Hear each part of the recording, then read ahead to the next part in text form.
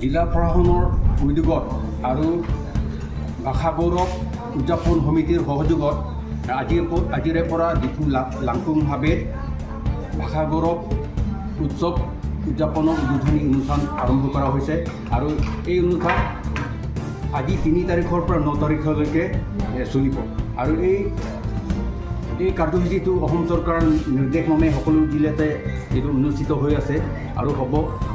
আৰু এই সন্দৰ্ভত মোৰ ক'বলগীয়া এইটোৱেই যে আজি 20 জনৰ লগতে লেখক লেখিকা আৰু শিল্পীসকলক সম্বৰ্ধনা জনোৱা হৈছে, যিসকলে ভাষা সাহিত্যলৈ অৰিহণা যোগাইছে। কিন্তু মই নিজকে ভাবোঁ যে মই ইমান ডাঙৰ অৰিহণা যোগোৱা নাই। মই ইতিমধ্যে 10খনমান কিতাপ লিখিছোঁ, কিন্তু মই ইমান ভাষা সাহিত্যলৈ অৰিহণা যোগোৱা কথাটো মই নিজে নাভাবোঁ।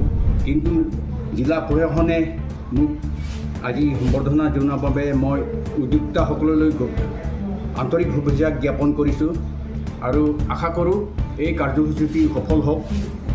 আৰু মই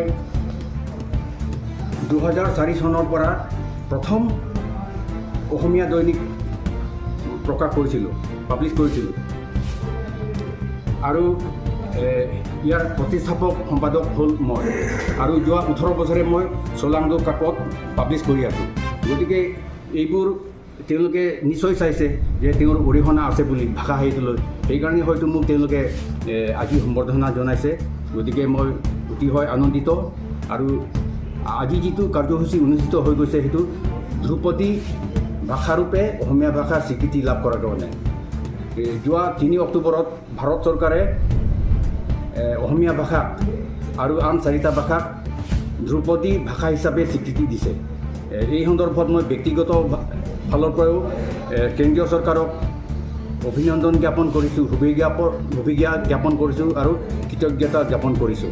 আশা কৰোঁ মোৰ লগতে আন সকলোৱে এই কেন্দ্ৰীয় চৰকাৰৰ সিদ্ধান্তৰ প্ৰতি শুভেচ্ছা জনাব বা আদৰণি জনাব।